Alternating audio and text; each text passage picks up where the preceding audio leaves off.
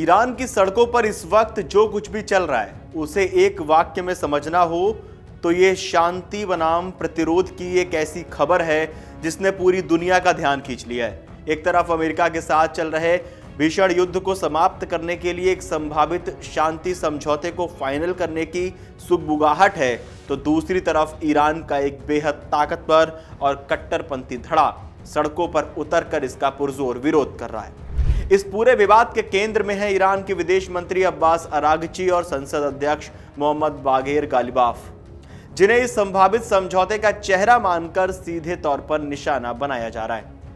आइए इस पूरी स्थिति को ताजा घटनाक्रम से लेकर इसके पीछे की गहरी वजहों तक सरल भाषा में सिलसिलेवार तरीके से समझते हैं। सबसे पहले बात करते हैं कि हुआ क्या है, तो तेहरान से मशहद तक का घटनाक्रम क्या कुछ है। ईरान की सड़कों पर माहौल काफी गर्म है। राजधानी तेहरान के एक मुख्य केंद्रीय चौराहे पर भारी संख्या में कट्टरपंथी प्रदर्शनकारी जमा हुए। इन प्रदर्शनकारियों के हाथों में बैनर पोस्टर थे और वे विदेश मंत्री अब्बास अरागची और संसद अध्यक्ष गालिबाफ के खिलाफ सीधे तौर पर नारेबाजी कर रहे थे। सिर्फ तेहरान ही नहीं बल्कि ईरान के पूर्वोत्तरी शहर मशहद में भी भारी तनाव देखा गया। वहां विदेश मंत्रालय के क्षेत्रीय दफ्तर के बाहर दर्जनों प्रदर्शनकारी इकट्ठा हुए, जिनमें काले चादर पहनी महिलाओं के समूह प्रमुख रूप से शामिल थे।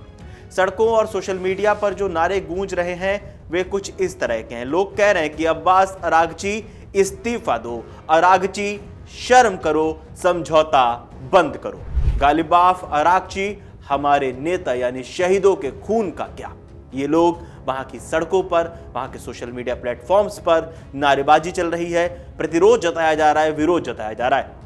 ये नाराजगी साफ बताती है कि ये विरोध केवल राजनीतिक नहीं बल्कि बेहद भावनात्मक और वैचारिक है। आखिर किस डील को लेकर ये बवाल मचा हुआ है?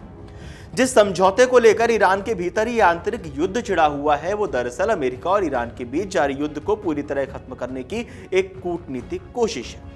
रिपोर्ट में इसे फ्रेमवर्क एग्रीमेंट के नाम से जाना जा रहा है, क्योंकि इस बातचीत में पाकिस्तान और कतर जैसे देश भी मध्यस्थता की भूमिका निभा रहे हैं। ट्रंप भी अलग से दावा कर रहे हैं। ट्रंप कह रहे हैं कि अमेरिकी राष्ट्रपति डोनाल्ड ट्रंप ने भी दावा किया। उनका कहना क्या? उनका कहना यह कि इस डील का आधिकारिक ढांचा आज यानी 14 जून रविवार को ही साइन हो सकता है और इसके तुरंत बाद रणनीतिक रूप से महत्वपूर्ण हॉर्मुज़ जलडमरू मध्य को सभी के लिए खोल दिया जाएगा। अब इस पे ईरान का रुख क्या है? दूसरी तरफ ईरान के आधिकारिक हल्के और जो वहां की न्यूज एजेंसियां हैं उनकी तरफ से जो खबर सामने आ रही है वो इस टाइमलाइन को लेकर बेहद सावधानी बरतते हुए नजर आ रहे हैं। उनका कहना है कि ईरान ने अभी इस समझौते पर कोई अंतिम फैसला नहीं लिया है। आज कतर का एक प्रतिनिधि मंडल भी इसी सिलसिले में बातचीत के लिए तेहरान पहुंचा है। ये डील इस समय क्यों हो रही है? सवाल ये भी बड़ा है। दरअसल पिछले महीनों में अमेरिका और इजराइल के साथ ईरान का भीषण युद्ध हुआ, जिसमें अमेरिकी हवाई हमलों से ईरान को काफी नुकसान पहुंचा। इसके बाद 8 अप्रैल 2026 को एक अस्थायी युद्ध विराम यानी सीज फायर हुआ था, जिसे बाद में अनिश्चित काल के लिए बढ़ा दिया गया। अब इसी युद्ध को स्थायी रूप से रोकने के लिए कूटनीतिक ट्रैक पर यह फाइनल समझौता करने की कोशिश हो रही है। अब आप सोच रहे होंगे कि जो विरोध हो रहा है ईरान में, मतलब शांति समझौता हो रहा है, तो शांति समझौते का विरोध क्यों? इस विरोध के पीछे कौन लोग हैं, उनके तर्क क्या हैं, एक बार वो भी समझ लेते हैं। सड़कों पर उतरकर इस समझौते का विरोध करने वाला कोई आम नागरिक समूह नहीं है, बल्कि ये ईरान का सबसे रसूखदार कट्टरपंथी और कंजरवेटिव यानी रूढ़िवादी धड़ा है। कट्टरपंथी नेता और वैचारिक ताकत। इस विरोध के पीछे ईरान के कट्टरपंथी धड़े और पायदारे फ्रंट जैसे समूहों से जुड़े एक्टिविस्ट हैं। ये वो लोग हैं जो अमेरिका या पश्चिम को दी जाने वाली किसी भी रियायत को ईरानी क्रांति और शहीदों के खून से गद्दारी के रूप में देखते हैं। दूसरा, हॉर्मुज़ जलडमरू मध्य और परमाणु ताकत खोने का डर। कट्टरपंथियों का सबसे बड़ा तर्क यह है कि अगर ईरान इस डील के तहत अमेरिका की शर्तों को मानता है तो वो पश्चिम एशिया में अपनी बढ़त खो देगा। प्रस्तावित समझौते के तहत हॉर्मुज़ जलडमरू मध्य को दोबारा खोलना होगा, अपने परमाणु कार्यक्रम पर कड़े प्रतिबंध स्वीकार करने होंगे और अपनी मिसाइल क्षमता को सीमित करना होगा। कट्टरपंथियों का मानना है कि इससे ईरान अपनी सबसे बड़ी रणनीतिक ताकत खो देगा। अमेरिका का अविश्वास। प्रदर्शनकारियों का कहना है कि वॉशिंगटन और राष्ट्रपति ट्रंप का पुराना इतिहास रहा है कि वे समझौतों से पीछे हट जाते हैं, इसलिए इस वक्त अपनी सैन्य और परमाणु बढ़त को छोड़कर अमेरिका पर भरोसा करना एक खतरनाक जुआ खेलने जैसा है। अब्बास अरागची और गालिबाफ व्यक्ति बनाम नीति, आखिर ये क्या है? सवाल उठता है कि इस पूरे विवाद में अरागची और संसद अध्यक्ष गालिबाफ ही सबसे बड़े निशाने पर क्यों हैं? अब्बास अरागची लंबे समय से ईरान के मुख्य कूटनीतिक चेहरा रहे हैं और गालिबाफ संसद के अध्यक्ष होने के साथ साथ इस बातचीत के अहम सूत्रधार हैं। हाल ही में अरागची ने सरकारी टेलीविजन पर एक इंटरव्यू दिया था जिसमें उन्होंने समझौते के प्रारूप और हॉर्मुज़ जलसंधि मध्य के प्रशासन में आने वाले बदलाव पर खुलकर बात की थी। कट्टरपंथियों ने उनके इसी बयान को पकड़ लिया और उसे उनका नरम रवैया और समझौता परस्ती करार दे रहे हैं। प्रदर्शनकारियों का आरोप है कि ये नेता अमेरिका के सामने बहुत ज्यादा रियायतें दे रहे हैं, जबकि पिछले महीनों में हुए युद्ध में देश ने भारी कीमत चुकाई है। अब इसकी व्यापक पृष्ठभूमि क्या है? मुस्तफा खामेनी का नया नेतृत्व और आर्थिक संकट।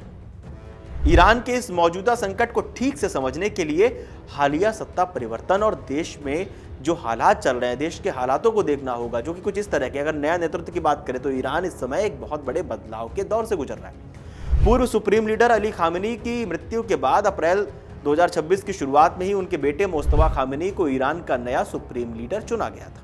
ये नया नेतृत्व अपनी शुरुआत में ही इस भीषण युद्ध और ऐतिहासिक आर्थिक संकट से जूझ रहा है। भीषण आर्थिक संकट और जनता का असंतोष साल 2025 के अंत से लेकर 2026 की शुरुआत तक ईरान में महंगाई, मुद्रा यानी रियाल की ऐतिहासिक गिरावट और रोजमर्रा की चीजों की किल्लत के खिलाफ 180 से ज्यादा शहरों में बड़े पैमाने पर जनता ने सरकार विरोधी प्रदर्शन भी किए थे। चौतरफा दबाव बना हुआ है। देश के भीतर आर्थिक बदहाली और आम जनता का गुस्सा था, तो दूसरी तरफ सीमा पर अमेरिकी इजराइल सेना के साथ युद्ध। इसी दोहरे दबाव के बीच ईरान के नए नेतृत्व ने युद्ध को टालने और आर्थिक प्रतिबंधों से राहत पाने के लिए इस कूटनीतिक रास्ते को चुना, ऐसा विशेषज्ञ कह रहे हैं। ऐसा अभी तक रिपोर्ट्स में दावा किया जा रहा है। जिस तरह से दावा अमेरिका कर रहा है, जिस तरह से दावा और देश कर रहे हैं कि शायद ये युद्ध जो है वो रुक जाएगा अब, या जो समझौते की बात चल रही तो उस पर दोनों लोग टेबल पे बैठ के समझौता कर लेंगे। अब बात करते हैं कि आगे क्या होगा। क्या ये डील रुक जाएगी? जो डील ये नजर आ रहा है कि डील ये हो सकती है, दोनों देश जो है वो टेबल पे बैठ के साइन कर सकते हैं। जिस तरह से ट्रंप ने दावा किया, जिस तरह से ट्रंप ने बोला भी कि जेडी वेंस जो है वो प्रतिनिधित्व करेंगे इसका, वो लीड करेंगे इसको। तो क्या अभी ये जो प्रदर्शन हो रहा है ईरान में, इस वजह से ये डील रुक जाएगी? तो अभी तक जो रिपोर्ट्स में दावा किया जा रहा है वो ये है कि शुरुआती तौर पे सड़कों पर हो रहे इन कट्टरपंथी प्रदर्शनों ने अरागची और ईरान की नेगोशिएटिंग टीम पर राजनीतिक दबाव बहुत बढ़ा दिया है। यही वजह है कि वहां की जो सरकारी मीडिया है उसकी तरफ से तुरंत बयान आया कि अभी अंतिम फैसला नहीं हुआ है, ताकि वे देश के भीतर खुद को कमजोर न दिखाएं। लेकिन ईरान की सत्ता का अंतिम सच ये है कि वहां आखिरी फैसला सड़कों पर हो रहे प्रदर्शन या विदेश मंत्री नहीं करते। अंतिम फैसला नए सुप्रीम लीडर मुस्तफा खामेनी और देश के शीर्ष सुरक्षा प्रतिष्ठान IRGC के हाथ में है। चूंकि संसद अध्यक्ष गालिबाफ खुद सुप्रीम लीडर के दफ्तर और IRGC के बेहद करीबी माने जाते हैं, इसलिए ये तय है कि ये कूटनीतिक बातचीत शीर्ष नेतृत्व की हरी झंडी के बिना आगे नहीं बढ़ रही थी। अगर मुस्तफा खामेनी इस डील के पक्ष में मजबूती से खड़े रहते हैं तो सड़कों पर दिख रहा ये कट्टरपंथी विरोध बहुत जल्द शांत हो जाएगा और सिस्टम इसे संभाल लेगा। लेकिन अगर घरेलू दबाव बहुत ज्यादा बढ़ा तो समझौते पर हस्ताक्षर की टाइमलाइन कुछ दिन और आगे खिसक भी सकती है। ईरान का नया नेतृत्व आज एक ऐसे चौराहे पर खड़ा है जहां एक तरफ युद्ध और आर्थिक बदहाली से देश को बाहर निकालने के लिए शांति की जरूरत है, तो दूसरी तरफ कट्टरपंथियों को संतुष्ट रखने के लिए प्रतिरोध की छवि बनाए रखना मजबूरी। देखना यह होगा कि ईरान इस शांति समझौते को एक सोचा समझा जोखिम मानकर अपनाता है या फिर अंदरूनी दबाव के आगे अपने कदम पीछे खींचता है। सड़कों पर हो रही आज की नारेबाजी इसी कश्मकश की कुछ जमीनी हकीकत जैसी। आप लोगों को क्या लगता है ईरान को लेकर? जिस तरह से ईरान में प्रोटेस्ट हो रहा है, अमेरिका को लेकर जिस तरह से अमेरिका या डोनाल्ड ट्रंप वहाँ के राष्ट्रपति जो दावा कर रहे हैं, इजराइल को लेकर नेतन्याहू जिस तरह से बयानबाजी कर रहे हैं, क्या ये जो समझौता है वो साइन हो सकता है? और साइन हो सकता है तो उसके क्या कुछ लाभ होंगे? और जिस तरह से ईरान में प्रोटेस्ट हो रहा है तो इसके क्या कुछ परिणाम भी हो सकते हैं? कमेंट बॉक्स आपके लिए है। देश और दुनिया की तमाम बड़ी खबरें आप जानने के लिए जुड़े रहिए अमरउजाला.com के साथ। अगर आप ये वीडियो YouTube पर देख रहे हैं तो हमारे चैनल को सब्सक्राइब कर बेल आइकन दबाएं और Facebook पर देख रहे हैं तो हमारे पेज को लाइक करें। अगर आप ये वीडियो YouTube पर देख रहे हैं तो हमारे चैनल को सब्सक्राइब कर बेल आइकन दबाएं और Facebook पर देख रहे हैं तो हमारे पेज को लाइक करें।